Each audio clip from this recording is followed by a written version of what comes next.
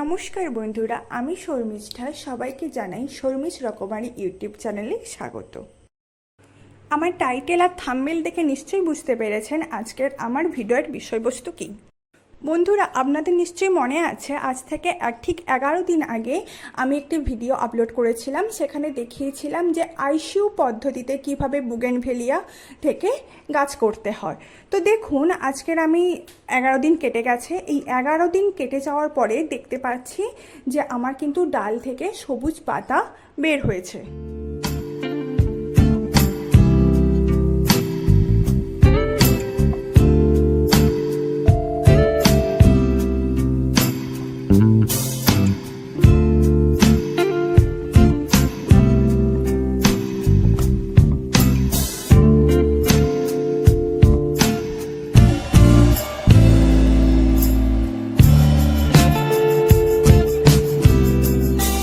এতদিন গাছটি আমার সেমি শেডে রাখা ছিল।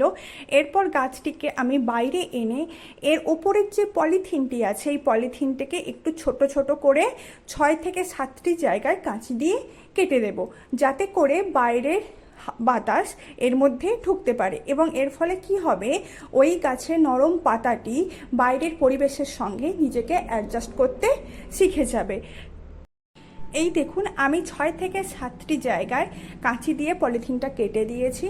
এরপর আবার যে স্থানে আমি রেখেছিলাম, অর্থাৎ যে সেমি সেডে রেখেছিলাম, সেই সেমি সেডে অবস্থায় রেখে দেব এবং মিনিমাম 1 সপ্তাহ পরই কিন্তু আমি এই পলিথিনটা খুলব। এখন কিন্তু এই পলিথিনটা কোনো মতেই কিন্তু আমি খুলে দেব না।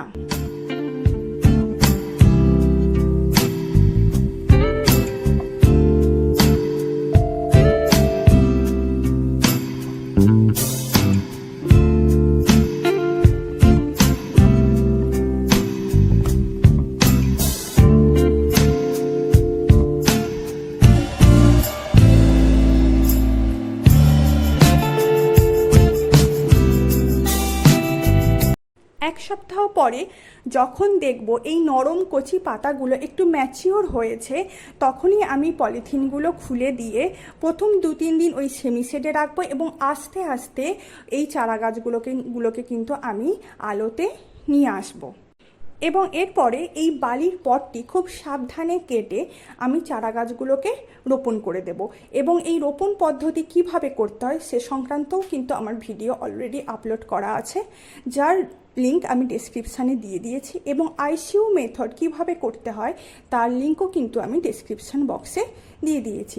তো বন্ধুরা, এবার বলুন ভিডিওটি কেমন লাগলো। ভিডিওটি যদি আপনাদেরকে উপকৃত করে থাকে অবশ্যই একটি লাইক দেবেন এবং অবশ্যই কমেন্ট করবেন আর সাবস্ক্রাইব করে যাবেন এই রকম আরও নতুন নতুন ভিডিও পাওয়ার জন্য। নমস্কার।